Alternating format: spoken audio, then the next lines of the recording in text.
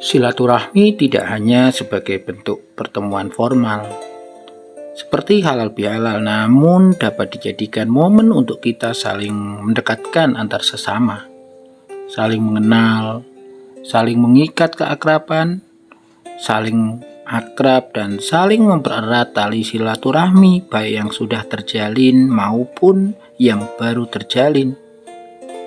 Nah, tentu silaturahmi ini akan banyak manfaatnya. Makanya banyak ustadz mengatakan bahwa banyak sekali keutamaan silaturahmi bisa jika kita lakukan secara rutin, terutama pada saat hari raya Idul Fitri.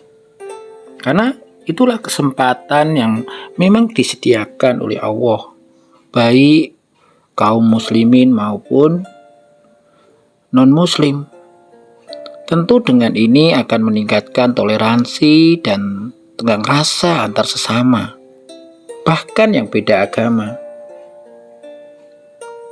Jadi, silahkan simak pembahasan tentang keutamaan silaturahmi. Jangan lupa yang belum subscribe, silahkan subscribe dan berikan like serta komentar ya, serta share jika ini ada manfaatnya. Silaturahmi pada Hari Raya Idul Fitri dapat dijadikan juga sebagai upaya membebaskan diri dari dosa antar sesama, juga meningkatkan toleransi dan tenggang rasa antar sesama. Selain itu, juga bisa dijadikan sebagai penyemangat untuk meningkatkan keimanan serta ketakwaan kita. Semoga di momentum kemenangan di Hari Raya Idul Fitri dapat kita jadikan pelecut untuk meningkatkan keimanan dan ketakwaan kita kepada Allah Subhanahu wa Ta'ala, dan mampu memaknai momen pasca Lebaran sebagai wadah memperbaiki diri dan meningkatkan tali silaturahmi antar sesama.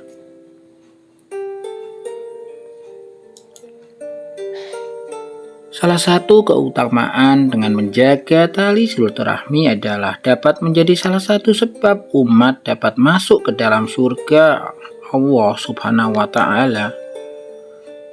Jelas hal tersebut dijelaskan dalam sabda Rasulullah yang artinya, wahai manusia, tebarkanlah salam, berikanlah makan dan sambunglah silaturahim. Salatlah pada malam hari ketika orang-orang sedang tidur. Kalian akan masuk surga dengan selamat. Hadis riwayat Ibnu Majah, At-Tirmizi, disahihkan Al-Albani dalam Sahih Ibnu Majah. Lebih lanjut tentang keutamaan bersilaturahmi, yaitu dapat dimudahkan dan diluaskan rezekinya, serta dipanjangkan usianya. Hal tersebut dijelaskan dalam sabda Rasulullah yang berbunyi, dan artinya barang siapa yang ingin diluaskan rezekinya dan dipanjangkan umurnya, maka sambunglah tali silaturahmi. Hadis riwayat Bukhari Muslim. Jika seseorang mengabaikan silaturahmi dan menganggapnya hal yang remeh dan biasa, tentu terdapat ancaman bagi orang-orang yang tidak menjaga atau bahkan memutus tali silaturahmi. Tidak masuk surga orang yang memutus silaturahmi. Hadis riwayat Bukhari Muslim. Adapun silaturahmi ini sudah diperintahkan oleh Allah Subhanahu wa Ta'ala, di mana Allah Subhanahu wa Ta'ala memerintahkan untuk menyambung tali silaturahim yang dijelaskan dalam surat An-Nisa ayat 36, yang artinya, sembahlah Allah dan janganlah kamu mempersekutukannya dengan sesuatu apapun, dan berbuat baiklah kepada dua orang ibu bapak, karib, kerabat, anak-anak yatim, orang-orang miskin, tetangga yang dekat dan tetangga yang jauh, dan teman sejawat, ibnu sabil dan hamba sayamu. Jelas di sini bahwa silaturahmi sangat dianjurkan dalam agama Islam. Jadi ketika punya anak, Biasakan untuk saling mengunjungi kerabat, saudara, supaya terjalin tali silaturahmi. Itulah beberapa manfaat silaturahmi untuk kesehatan dan keagamaan, serta perintah juga keutamaannya. Sebaiknya jangan hanya saat Ramadan atau Lebaran saja, karena sebenarnya silaturahmi bisa dilakukan kapan saja. Ya, jika memang tidak memungkinkan, tentu untuk bertemu secara langsung, mempererat tali silaturahmi bisa juga loh dengan cara lainnya, misalnya video call, mengirimkan pesan. Sehingga itu juga akan membuat kita bahagia, tidak sendirian, ada saling dukung, saling support ya. Bahkan ketika kita mendapatkan masalah pun bisa saja mendapatkan solusi dari anggota keluarga kita, kerabat kita. Bahkan yang terpenting lagi, kita bisa saling berbagi rezeki, makan bersama ya, menikmati menu hidangan ya walaupun sederhana. Pastinya bisa bahagia jika kita bisa makan bersama dengan kakak, adik, saudara, orang tua. Ya, tentu tidak mudah untuk berkumpul, tapi harus diusahakan. Apalagi di hari raya Idul Fitri, memang untuk merayakan hari kemenangan setelah kita berpuasa sebulan full. Tentu kita ingin dong merayakan bersama dengan kerabat, keluarga, apalagi orang tua kita.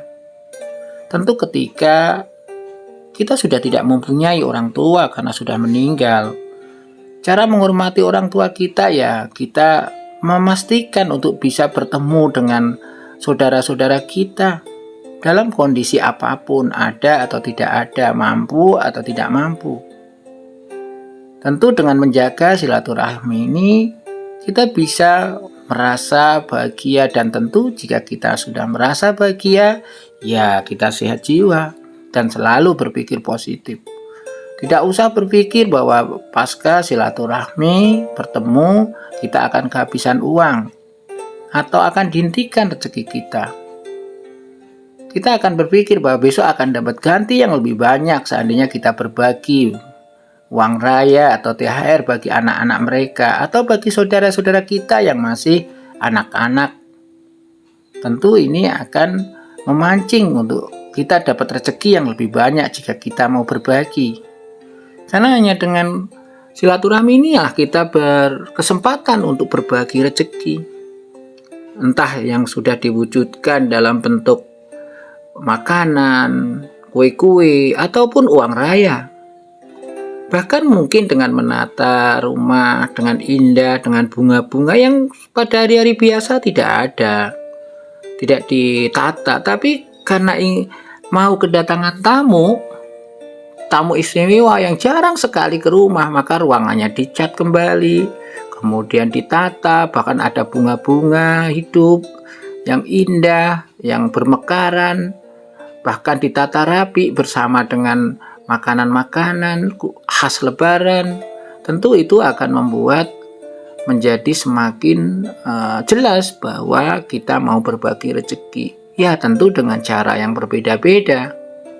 Nah tentu walaupun sekarang kita belum bisa berbagi, kalau kita mau bersilaturahmi, kemudian tahun depan kita bisa mendapatkan rezeki yang berlebih dan kita bisa menikmati lebaran lagi bersama keluarga. Tentu salah satunya bisa berbagi rezeki.